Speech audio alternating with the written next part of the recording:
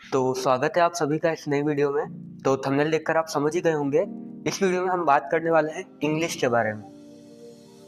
तो इस वीडियो में हम इन 5 पॉइंट्स पर बात करेंगे, जिसमें से पहला है कि आपको इंग्लिश एज लैंग्वेज 1 लेनी चाहिए या इंग्लिश एज लैंग्वेज 2। और जब हम इस कंक्लूजन पे पहुंच जाएंगे तो हम डिसाइड करेंगे कि हमको इंग्लिश कहाँ से पढ़नी है, और फिर हम डिस्कस करेंगे कि इंग्लिश कैसे पढ़नी है। और उसके बाद एक सवाल है जो बहुत ज़्यादा बार पूछा जा रहा है, जो इंग्लिश मीडियम वाले बच्चे हैं उनके लिए रीट में कुछ है भी या नहीं। और 5th नंबर पे मैं आपको बताऊंगा कि मेरा क्या कंट्रीब्यूशन रहेगा, मैं आपकी क्या मदद कर सकता हूँ इंग्लिश लैंग्वेज में। तो शुरू करते हैं। तो अब हम डिस्कस कर लेते हैं कि इंग्लिश लैंग्वेज 1 लेनी चाहिए या लैंग्वेज 2 लेनी चाहिए, और मेरे क्या व्यू है इस पर, और मैंने कौन सी लैंग्वेज ली थी। तो जो इंग्लिश लैंग्वेज 1 की बात करते हैं हम, तो इसमें मोर ऑफ ग्रामर का पोर्शन ज़्यादा है, और जो टीचिंग मेथड्स हैं वो भी थोड़ी सी ज़्यादा है कंपेयर टू इंग्लिश लैंग्वेज 2। अब जिन लोगों की ग्रामर अच्छी है वो तो इंग्लिश लैंग्वेज 1 ले सकते हैं, पर जो ग्रामर में से क्वेश्चन आते हैं वो थोड़े से ट्रिकी हो जाते हैं। और ऐसा नहीं है कि इंग्लिश लैंग्वेज 2 में ग्रामर नहीं है, इंग्लिश लैंग्वेज 2 में भी ग्रामर के 1-2 टॉपिक्स हैं, जैसे कि सब्जेक्ट वर्ब कॉनकॉर्ड हो गया, उसके बाद मॉडल्स हो गए, पर वो 2 ही टॉपिक है। और फोनेटिक्स है तो वो इन दोनों में है। तो मेरे हिसाब से अगर आपको पहले से ग्रामर आती है तो वेल एंड गुड, आप इंग्लिश लैंग्वेज 1 भी ले सकते हैं। पर अगर आपके पास टाइम कम है तो मैं आपको इंग्लिश लैंग्वेज 1 बिल्कुल भी रिकमेंड नहीं करूंगा, मैं आपको इंग्लिश लैंग्वेज 2 रिकमेंड करूंगा। तो इंग्लिश लैंग्वेज 2 रिकमेंड करने का मेरा एकमात्र कारण यही है कि इसमें आपके एफर्ट्स बहुत कम है और आप एक डिसेंट मार्क्स ले आओगे। अगर आप कंपेयर करो शिक्षा मनोविज्ञान से, तो आपको उसमें 15 नंबर के लिए कितना ज़्यादा पढ़ना पड़ता है, पर यहाँ पर ऐसा नहीं है। यहाँ पर आप 15 नंबर की तैयारी सिर्फ 2 दिन में भी कर सकते हो, और इसीलिए मैंने भी इंग्लिश एज ए लैंग्वेज 2 लिखी।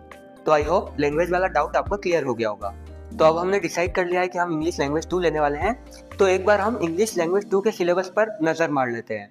तो इंग्लिश लैंग्वेज 2 में लगभग ये 14 टॉपिक्स हैं, जिसमें से जो ये 8 टॉपिक हैं वो कोर इंग्लिश के हैं, और वो 6 टॉपिक्स टीचिंग मेथड के हैं।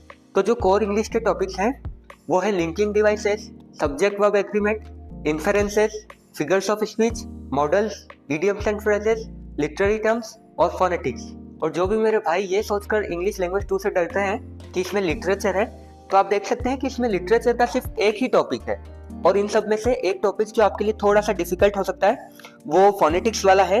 पर इसके लिए भी मैं आपको बताऊंगा कि आपको कहाँ से पढ़ना है और कैसे पढ़ना है। तो ये टॉपिक आपके लिए थोड़ा सा नया हो सकता है, पर जब आप एक बार चीज़ें याद कर लोगे तो आपके लिए नॉर्मल हो जाएगा। और टीचिंग मेथड्स में ये 6 टॉपिक्स हैं, और इनसे भी लगभग इजी क्वेश्चन ही पूछे जाते हैं। तो जितनी मेहनत हम साइकोलॉजी में करते हैं, अगर उसका 10% भी इंग्लिश में करें तो हम 25 नंबर आराम से ला सकते हैं 30 में से। बाय द वे, ये वीडियो इस सीरीज का तीसरा वीडियो है। इसके पहले मैं 2 वीडियो और बना चुका हूँ, जैसे कि इस परीक्षा में शिक्षण वीडियो का बहुत ज़्यादा महत्व है, तो एक वीडियो इस पर बना चुका हूँ मैं, और उसके बाद शिक्षा मनोविज्ञान पर बना चुका हूँ, और ये वाला वीडियो इस सीरीज का तीसरा वीडियो है। तो अब हम बात कर लेते हैं कि इंग्लिश को कैसे और कहाँ से पढ़ें। तो जैसा कि मैं पहले बता चुका हूँ कि शिल्पी द्विवेदी मैम है यूट्यूब पर, वहाँ पर आपको इंग्लिश लैंग्वेज 2 से रिलेटेड हर क्लास मिल जाएगी। और इंग्लिश के जो कोर टॉपिक्स हैं, जो 8 टॉपिक जो अभी थोड़ी देर पहले मैंने यहाँ पे लिखे थे, उन 8 टॉपिक के लगभग आधे घंटे के वीडियोस हैं, और सिर्फ उन 8 वीडियोस में आपकी 15 नंबर वाली इंग्लिश पूरी कंप्लीट हो जाती है। पर बहुत सारे बच्चे सर्च करते भी हैं यूट्यूब पर, तो प्लेलिस्ट में कुछ समझ नहीं आता है, क्योंकि उस चैनल पर बहुत सारी वीडियोस हैं। तो इसके लिए मैंने अलग से एक प्लेलिस्ट बनाई है जिनमें आपको सिर्फ ये 8 वीडियोस मिलेंगे। तो उसके लिए आपको कुछ सर्च नहीं करना है, बस इस वीडियो के डिस्क्रिप्शन में देखना है। और इसी के साथ मैं आपको टीचिंग मेथड्स की प्लेलिस्ट और एक PDF जिससे आपकी हेल्प हो जाएगी डिस्क्रिप्शन में डाल दूंगा।